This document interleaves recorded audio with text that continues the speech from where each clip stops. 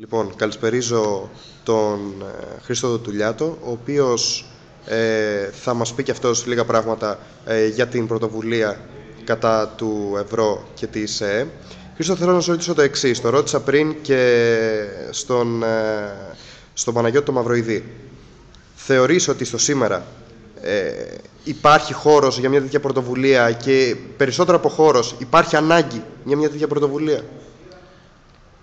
Θεωρώ σίγουρα ότι υπάρχει ανάγκη και γι' αυτό το λόγο θεωρώ ότι υπάρχει και χώρος. Γιατί το λέω αυτό? Κάποτε ήταν ταμπού να μιλήσεις πριν από, ειδικά την περίοδο της μεγάλης απήχησης του σημιτικού εξυγχρονισμού, ήταν ταμπού να μιλήσεις για το ευρώ και την Ευρωπαϊκή Ένωση και για το αν φέρνουν κακά και έχουν δυσάρεστες συνέπειες για το λαό. Νομίζω ότι αυτό το πράγμα έχει αλλάξει πάρα πολύ τα τελευταία 2 χρόνια και ειδικά, μιας και μιλάμε σήμερα, τις τελευταίες 10 μέρες νομίζω ότι έχει αλλάξει ακόμη περισσότερο. Νομίζω ότι ο κόσμος που κατέβηκε στη Βουλή την προηγούμενη Κυριακή κατέβηκε έχοντας συνείδηση όχι μόνο ότι θέλει να κατέβει για να ρίξει την ψήφιση της Δανειακής Σύμβασης, περισσότερος κόσμος από αυτούς νομίζω ότι κατέβηκε έχοντας πλήρη συνείδηση και το τι συνεπάγεται αυτό και το τι συνέπειες έχει σε σχέση και με το ευρώ για τη χώρα μας, σε σχέση και με την ευρωπαϊκή της προοπτική κτλ. Το λέω και από την επαφή που είχαμε με τον κόσμο, το λέω και από την αυθόρμητη διάθεση που έβλεπα, το λέω και από τη συνειδητοποίηση που βλέπω κάθε μέρα σε χώρους, αυτά που ακούμε, που βλέπουμε κτλ. Και με αυτήν την έννοια θεωρώ ότι έχει τεράστια ανάγκη το να ανοίξει κουβέντα, το πώς αυτό μπορεί να γίνει προς όφελος των εργαζομένων και του λαού, σε ποια κατεύθυνση μπορεί να γίνει και να μην είναι απλά μια έξοδος από το ευρώ που να φέρει μια χρεοκοπία ενδεχομένως και το ίδιο κακή και χειρότερη σε όψεις για την υποτίμηση των μισθών κτλ. Και με αυτήν την έννοια θεωρώ εξαιρετικά σημαντικό το να συζητήσουμε για αυτά τα πράγματα, γιατί είναι ένα πράγμα το οποίο μπορεί να γίνει ακόμα αν θέλεις, ανεξάρτητα και από το τι λέμε εμείς η αριστερά, οποιοδήποτε. Με αυτήν την έννοια έχει τεράστια σημασία ο ίδιος ο κόσμος, ο ίδιος ο λαός, οι εργαζόμενοι, η ίδια η αριστερά, ακόμα οι κοινωνικοί σχηματισμοί, οι λαϊκές συνελεύσεις, τα συνδικάτα κτλ. Να συζητήσουν για αυτά τα πράγματα. Γι' αυτό και εμείς πήραμε αυτή την πρωτοβουλία. Προέρχεται από διαφορετικούς χώρους της αριστεράς, ανεξάρτητα από τις πολιτικές τους τοποθετήσεις ενός σε σχέση με κόμματα, σχηματισμούς κτλ. Αλλά μας ενώνει όλους το ότι το ευρώ και η Ευρωπαϊκή Ένωση είναι καταστροφική για τα συμφέροντα των εργαζομένων, δεν μεταρρυθμίζονται και πρέπει να ανατραπούν σε μια πορεία στην οποία να ανοίξει άλλη προοπτική για την κοινωνία και την ίδια την ύπαρξη του λαού. Η πρωτοβουλία, τι είναι πολιτικός φορέας, είναι κοινωνικός φορέας, ποιο ρόλο θέλει να παίξει, ας πούμε? Η πρωτοβουλία είναι καταρχήν μια θεματική πρωτοβουλία που προσπαθεί να εστιάσει στα ζητήματα του ευρώ και της Ευρωπαϊκής Ένωσης, να απευθυνθεί καταρχήν ανοίγοντας το θέμα και προσπαθώντας να παρουσιάσει συγκεκριμένα στοιχεία για τις συνέπειες και παλιότερα σε όλη την πορεία της μεταπολίτευσης και της ένταξης της Ελλάδας στην ΕΟΚ και του ευρώ τα τελευταία 10 χρόνια και πολύ περισσότερο μέσα στην κρίση, τις πολύ άσχημες συνέπειες που είχε το ευρώ και η Ευρωπαϊκή Ένωση στην τσέπη μας, στη ζωή μας, στα δικαιώματά μας παντού, στη δουλειά, στην εργασία, στην υγεία, την παιδεία, στις γειτονιές κτλ. Άρα, καταρχήν, είναι μια πρωτοβουλία που θέλει να συμβάλλει στο να ανοίξει, να σπάσει αυτό το ταμπού και να συζητιέται πλατιά στον κόσμο και στους κοινωνικούς χώρους.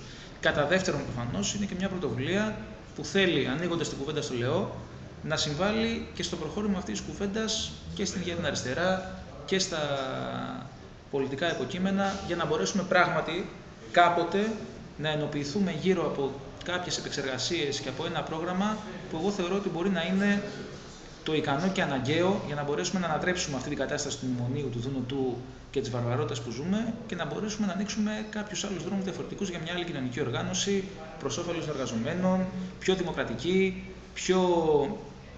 που σέβεται πολύ περισσότερο τα συμφέροντά μας και πάει λέγοντας. Κάπως έτσι θα το ρεθετούσα και μια απέφθηση σε παραέξω κόσμο και έχουμε πραγματικά και σε αυτό, αποτιμώντας το μέχρι τώρα πορεία μας, έχουμε κάποια καλά σημεία. Για παράδειγμα, σε επαρχιακές πόλεις μας έχουν καλέσει ίδιος κόσμος από λαϊκές συνελεύσεις, από συλλόγους κτλ.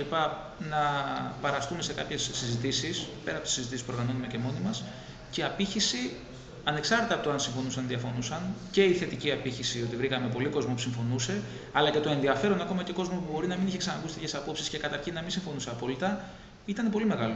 Ειδικά σε επαρχιακές πόλεις που, το ξαναλέω, αυτό που μπορεί να ήταν ταμπού, ας πούμε, στην Αθήνα και σε πιο προχωρημένες συζητήσεις, εκεί πέρα οριακά δεν είχαν ξανακούσει τέτοια πράγματα. Επειδή καταλαβαίνετε, αυτό είναι ένα πράγμα το οποίο μπορεί να το ζήσουν την επόμενη μέρα, εκεί που πάμε, το ενδιαφέρον ήταν μεγάλο.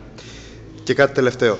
Θεωρείς ότι ο χρόνος μας πιέζει αυτή τη στιγμή? Γιατί παίρνουμε και μηνύματα και από την ίδια την αστική τάξη, αλλά και αν θες και από τα ευρωπαϊκά κέντρα, ότι είναι πολύ πιθανό όχι να φύγουμε, να μας διώξουν κιόλας, ας πούμε, και να είμαστε απροετοίμαστοι και ο ίδιος ο κόσμος και η αριστερά να μην έχει παρουσιάσει τέλος πάντων κάτι ολοκληρωμένο, κάτι να προσπαθήσει έτσι να ζυμώσει τον κόσμο σε αυτή την ιδέα, να την κάνει χτήμα τέλος πάντων έτσι, ας πούμε, της συνείδησης της μεγάλης πλειοψηφίας. Τι νομίζεις ότι θα γίνει? Είναι ακριβώς όπως το λες. Δεν είμαστε απλώς αργοπορημένοι, δεν είμαστε στο παραένα, είμαστε στο τέλος πάντων. Πραγματικά δεν ξέρω πόσο αργοπορημένοι. Εγώ θα έλεγα το εξής. Εμείς προσπαθούμε να βάλουμε όποιο μικρό λιθαράκι μας αναλογεί και μπορούμε να βάλουμε.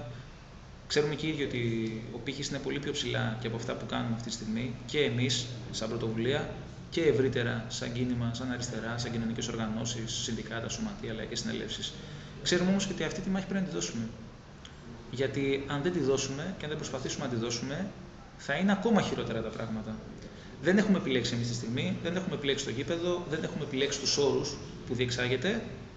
Πρέπει να δώσουμε όμως τη μάχη και να συμβάλλει ο καθένας από τη σκοπιά του όσο μπορεί περισσότερο και να υπερβεί αυτόν, για να μπορέσουμε στοιχειωδώς, ακόμα και από τις ήττες που έχουμε βιώσει και κάποιες που θα ζήσουμε ακόμα, να μπορέσουμε να πούμε ότι θα μαζεύουμε, θα συσσωρεύουμε κάποιους όρους για να μπορέσουμε να φτάσουμε και στην ανατροπή αυτής της κατάστασης. Με αυτήν την έννοια, εγώ πραγματικά καλώ όλο τον κόσμο, αν όχι να πλαισιώσει την πρωτοβουλία, αν όχι να κάνει κάτι τέτοιο ανεξάρτητο, συμφωνεί, διαφωνεί, σίγουρα πραγματικά όσοι βλέπουν μια τέτοια προοπτική σαν πραγματικό ενδεχόμενο και με τον κίνδυνο του να το κάνουν άλλοι για μας με πολύ χειρότερους όρους και με την ευκαιρία του πραγματικά ένα άλλο κίνημα και μια άλλη αριστερά να μπορέσει να δώσει μια άλλη πνοή για τον τόπο, ο καθένας από τη σκοπιά του, με τις γνώσεις του, με τις δεξιότητες του, στο χώρο του, στο συνδικάτο του, στη λαϊκή του συνέλευση, στο φοιτητικό του σύλλογο κτλ. Να φτιαχτούν πραγματικά ομάδες και πρωτοβουλίες που να προσπαθήσουν να περιγράψουν την ίδια στιγμή που θα παλεύουν και μια άλλη κοινωνία. Μια άλλη κοινωνία χωρίς μνημόνιο. Τι σημαίνει αυτό σήμερα, για το αν πραγματικά πρέπει να περιγράψουμε και ένα άλλο πολιτικό σύστημα και μια άλλη πολιτική κατάσταση, για το αν πραγματικά πρέπει να είναι αναγκαίο να δώσουμε συγκρούσεις πολύ πιο αναβαθμισμένες για να μπορέσουμε να διεκδικήσουμε και να πετύχουμε πράγματα που ήταν στοιχειώδη σε μια προηγούμενη κατάσταση. Και επειδή θεωρώ ότι εκεί είμαστε και πραγματικά για το ψωμί και τα τριαντάφυλλα που λέγανε παλιότερα θα χρειαστεί να δώσουμε μάχες που είναι απείρως μεγαλύτερες από μάχες που δίναμε για πολύ πιο σοβαρά πράγματα στο προηγούμενο διάστημα. Και επειδή η κατάσταση, ειλικρινά, πραγματικά έτσι όπως πάνε τα πράγματα χρονικά, νομίζω το ενδεχόμενα πλησιάζουν πάρα πολύ κοντά. Ο καθένας τουλάχιστον να βάλει τον πύχη στον εαυτό του, ο καθένας να συμβάλλει όσο μπορεί, να δώσει τη μάχη αυτή όπου κι αν είναι, και μια μικρή προσπάθεια και λίγο από το χρόνο του και το μυαλό του να δώσει για αυτή την προοπτική, πραγματικά μπορεί να συμβάλλει. Σε ευχαριστώ πάρα πολύ, Χριστό.